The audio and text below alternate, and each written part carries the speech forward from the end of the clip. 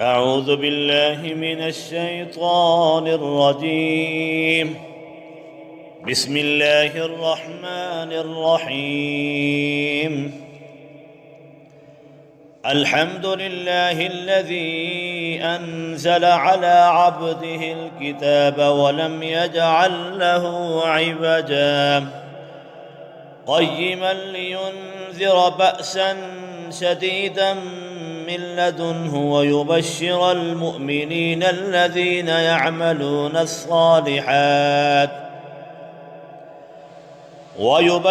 المؤمنين الذين يعملون الصالحات أن لهم أجرا حسنا ماكثين فيه أبدا وينذر الذين قالوا اتخذ الله ولدا ما لهم به من علم ولا لآبائهم كبرت كلمة تخرج من أفواههم إن يقولون إلا كذبا فلعلك باخع نفسك على آثارهم إن لم يؤمنوا بهذا الحديث أسفا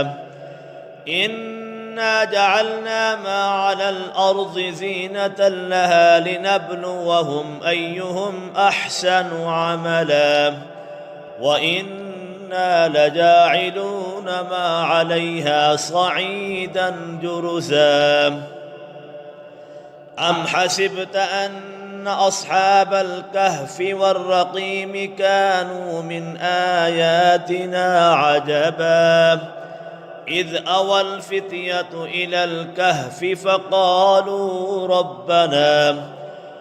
أوى الفتية إلى الكهف فقالوا ربنا آتنا من لدنك رحمة وهيئ لنا من أمرنا رشدا فضربنا على آذانهم في الكهف سنين عددا ثم بعثناهم لنعلم أي الحزبين أحصى لما لبثوا أمدا نحن نقص عليك نبأهم بالحق إنهم فتية آمنوا بربهم وزدناهم هدى وربطنا على قلوبهم إذ قاموا فقالوا ربنا رب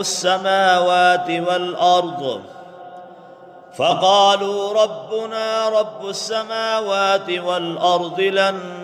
ندعو من دونه إلها لقد قلنا إذا شططا أهؤلاء قوم اتخذوا من دونه آلهة لولا يأتون عليهم بسلطان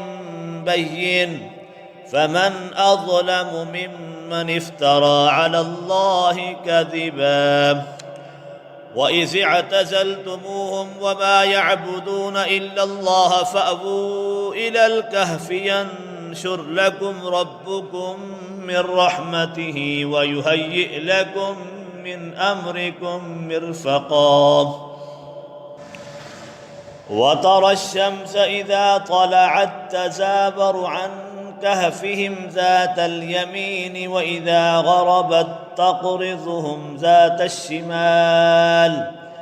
وإذا غربت تقرضهم ذات الشمال وهم في فجوة منه ذلك من آيات الله من يهد الله فهو المهتد ومن يضلل فلن تجد له وليا مرشدا وتحسبهم أيقاظا وهم رقود ونقلبهم ذات اليمين وذات الشمال وكلبهم باسط ذراعيه بالوصيد لو اطلعت عليهم لوليت منهم فرارا ولملئت منهم رعبا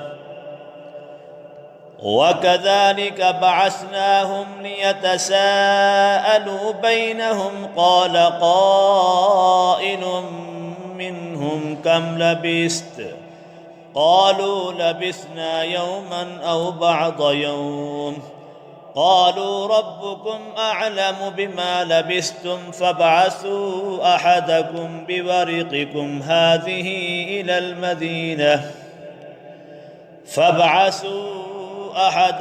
بورقكم هذه إلى المدينة فلينظر أيها أزكى طعاما فليأتكم برزق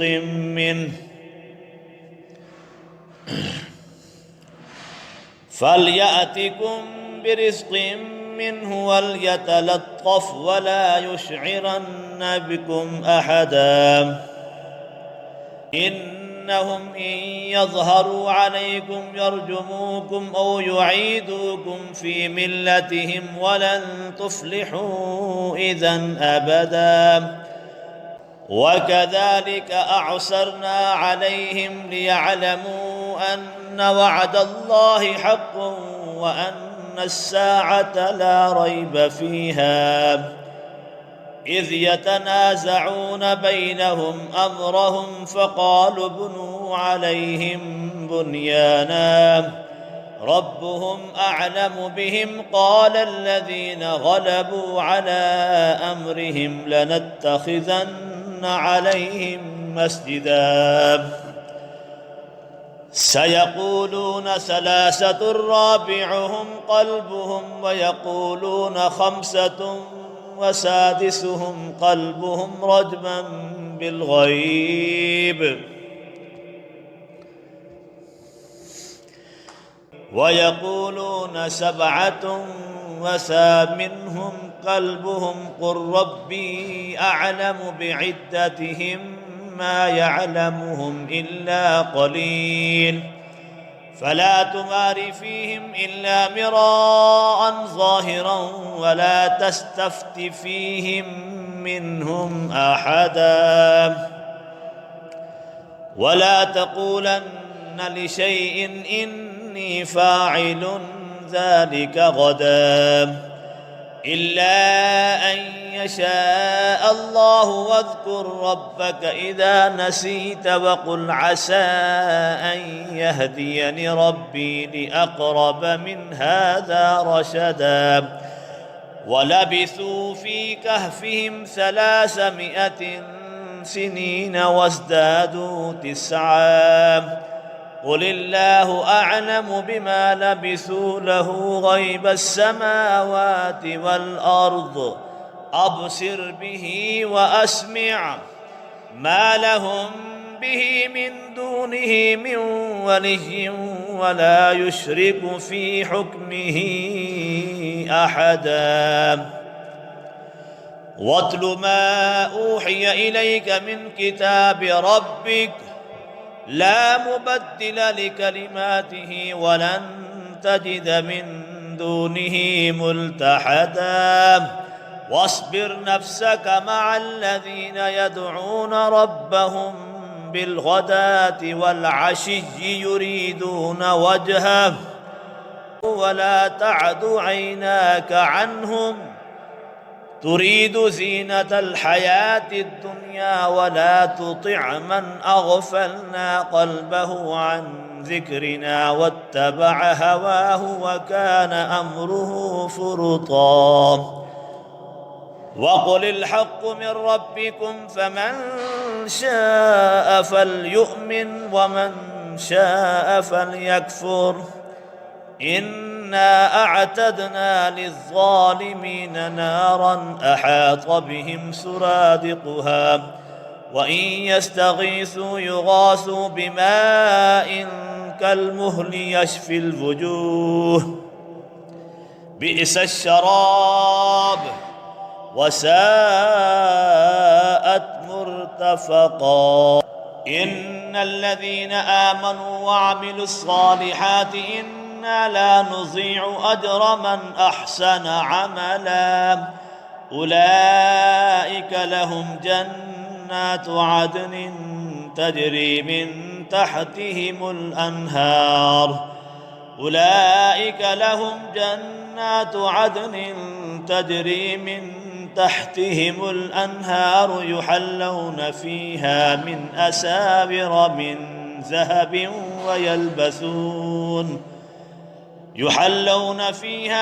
أساور من ذهب ويلبسون ثيابا خضرا من سندس واستبرق متكئين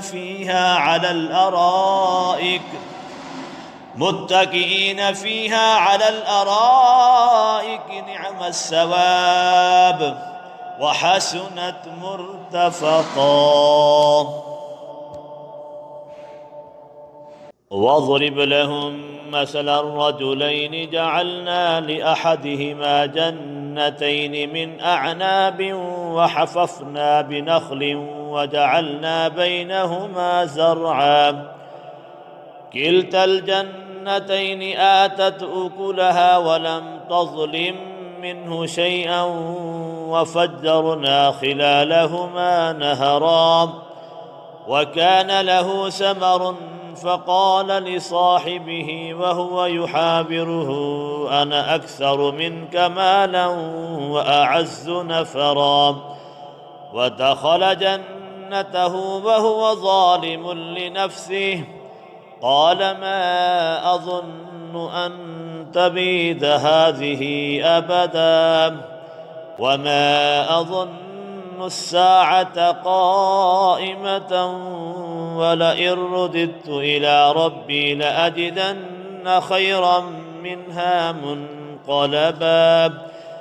قال له صاحبه وهو يحاوره أكفرت بالذي خلقك من تراب ثم من نطفة ثم سواك رجلا لكن هو الله ربي ولا أشرك بربي أحدا ولولا إذ دخلت جنتك قلت ما شاء الله لا قوة إلا بالله إن ترني أنا أقل منك مالا وولدا فعسى ربي أن يؤتيني خيرا من جنتك ويرسل عليها حسبانا من السماء فتصبح صعيدا زلقا أو يصبح ماؤها غورا فلن تستطيع له طلبا. وأحيط بثمره فأصبح يقلب كفيه على ما أنفق فيها وهي خاوية على عروشها ويقول يا ليتني لم أشرك بربي أحدا ولم تكن له فئة ينصر له من دون الله وما كان منتصرا.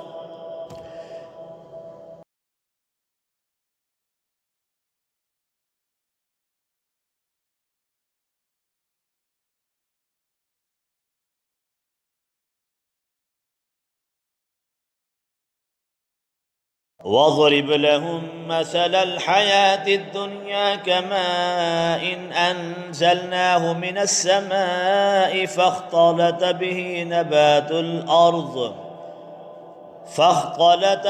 نبات الأرض فأصبح حشيما تذروح الرياح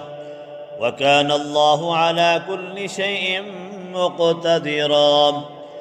المال والبنون زينة الحياة الدنيا والباقيات الصالحات خير عند ربك ثوابا وخير أملا. ويوم نسير الجبال وترى الأرض بارزة وحشرناهم فلم نغادر منهم أحدا وعرضوا على ربك صفا لقد جئتمونا كما خلقناكم أول مرة بل زعمتم أن لن نجعل لكم موعدا. ووضع الكتاب فترى المجرمين مشفقين مما فيه ويقولون يا ويلتنا ما لهذا الكتاب لا يغادر صغيرة ولا كبيرة إلا أحصاها ووجدوا ما عملوا حاضرا ولا يظلم ربك أحدا.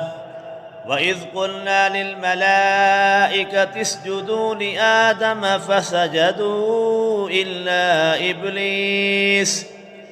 كان من الجن ففسق عن أمر ربه أفتتخذونه وذريته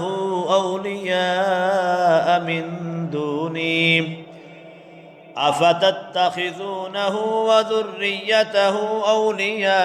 من دوني وهم لكم عدو بئس للظالمين بدلا. ما أشهدتهم خلق السماوات والأرض ولا خلق أنفسهم وما كنت متخذ المضلين عضدا. ويوم يقول نادوا شركائي الذين زعمتم فدعوهم فلم يستجيبوا لهم وجعلنا بينهم موبقا. ورأى المجرمون النار فظنوا أنهم مواقعها ولم يجدوا عنها مصرفا. ولقد صرفنا في هذا القرآن للناس من كل مثل وكان الإنسان أكثر شيء جدلا. وما منع الناس أن يؤمنوا إذ جاءهم الهدى ويستغفروا ربهم إلا أن تأتيهم سنة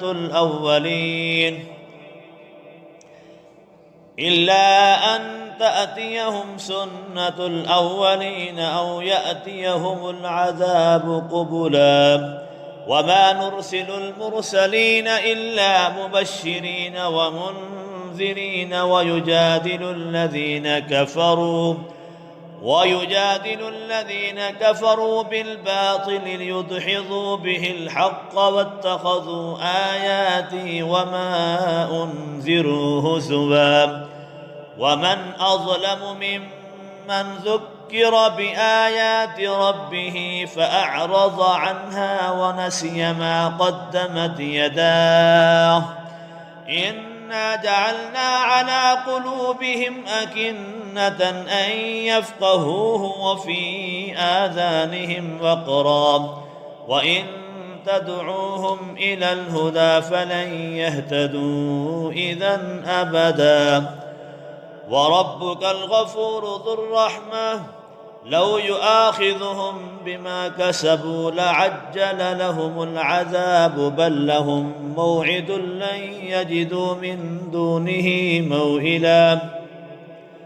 وتلك القرى أهلكناهم لما ظلموا وجعلنا لمهلكهم موعدا. وإذ قال موسى لفتاه لا أبرح حتى أبلغ مجمع البحرين أو أمضي حقبا فلما بلغا مجمع بينهما نسيا حوتهما فاتخذ سبيله في البحر سربا فلما جاوزا قال لفتاه آتنا غداءنا لقد لقينا من سفرنا هذا نسبا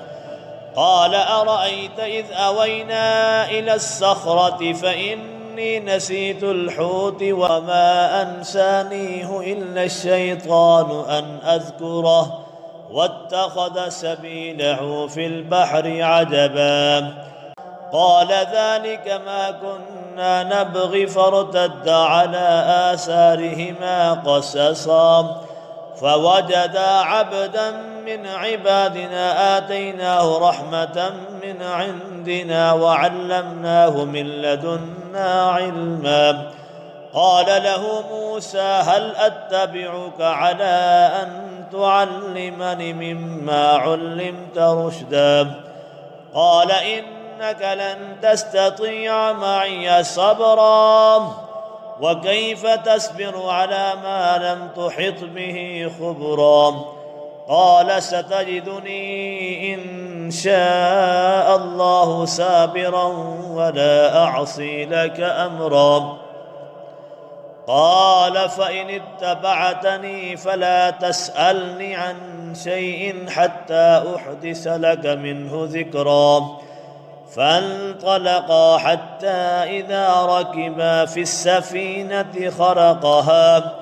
قال أخرقتها لتغرق أهلها لقد جئت شيئا إمرا. قال ألم أقل إنك لن تستطيع معي صبرا؟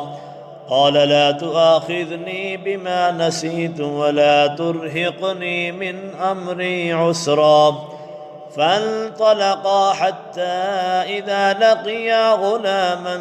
فقتله قال أقتلت نفسا زكية بغير نفس لقد جئت شيئا نكرا. قال ألم أقل لك إنك لن تستطيع معي صبرا؟ قال إن سألتك عن شيء بعدها فلا تصاحبني قد بلغت من لدني عذرا. فانطلقا حتى إذا أتيا أهل قرية استطعما أهلها فأبوا أن يضيفوهما فوجدا فيها جدارا يريد أن ينقض فأقامه. قال لو شئت لاتخذت عليه أجرا. قال هذا فراق بيني وبينك سأنبئك بتأويل ما لم تستطع عليه صبرا. أما السفينة فكانت لمساكين يعملون في البحر فأردت أن أعيبها وكان وراءهم ملك يأخذ كل سفينة غصبا. وأما الغلام فكان أبواه مؤمنين فخشينا أن يرهقهما طغيانا وكفرا فأردنا أن يبدي لهما ربهما خيرا منه زكاة وأقرب رحما. وأما الجدار فكان لغلامين يتيمين في المدينة وكان تحته كنز لهما وكان أبوهما صالحا فأراد ربك أن يبلغا أشدهما ويستخرجا كنزهما رحمة من ربك وما فعلته عن أمري ذلك تأويل ما لم تستطع عليه صبرا. ويسألونك عن ذي القرنين قل سأتلو عليكم منه ذكرا. إنا مكنا له في الأرض وآتيناه من كل شيء سببا فأتبع سببا حتى إذا بلغ مغرب الشمس وجدها تغرب في عين حمئة ووجد عندها قوما قلنا يا ذا القرنين إما أن تعذب وإما أن تتخذ فيهم حسنا. قال أما من ظلم فسوف نعذبه ثم يرد إلى ربه فيعذبه عذابا نكرا. وأما من آمن وعمل صالحا فله جزاء الحسنى وسنقول له من أمرنا يسرا. ثم أتبع سببا حتى إذا بلغ مطلع الشمس وجدها تطلع على قوم لم نجعل لهم من دونها سترا كذلك وقد أحطنا بما لديه خبرا ثم أتبع سببا حتى إذا بلغ بين السدين وجد من دونهما قوما لا يكادون يفقهون قولا قالوا يا ذا القرنين إن يأجوج ومأجوج مفسدون في الأرض فهل نجعل لك خرجا على أن تجعل بيننا وبينهم سدا قال ما مكني فيه ربي خير فأعينوني بقوة أجعل بينكم وبينهم ردما آتوني زبر الحديد حتى إذا ساوى بين الصدفين قال انفخوا حتى إذا جعله نارا قال آتوني أفرغ عليه قطرا فما استطاعوا أن يظهروه وما استطاعوا له نقبا قال هذا رحمة من ربي فإذا جاء وعد ربي جعله دكا وكان وعد ربي حقا وتركنا بعضهم يومئذ يموج في بعض ونفخ في السور فجمعناهم جمعا وعرضنا جهنم يومئذ للكافرين عرضا الذين كانت أعينهم في غطاء عن ذكري وكانوا لا يستطيعون سمعا أفحسب الذين كفروا أن يتخذوا عبادي من دوني أولياء إنا أعتدنا جهنم للكافرين نزلا قل هل ننبئكم بالأخسرين أعمالا الذين ضل سعيهم في الحياة الدنيا وهم يحسبون أنهم يحسنون صنعا أولئك الذين كفروا بآيات ربهم ولقائه فحبطت أعمالهم فلا نقيم لهم يوم القيامة وزنا ذلك جزاؤهم جهنم بما كفروا واتخذوا آياتي ورسلي هزوا إن الذين آمنوا وعملوا الصالحات كانت لهم جنات الفردوس نزلا خالدين فيها لا يبغون عنها حولا قل لو كان البحر مدادا لكلمات ربي لنفد البحر قبل أن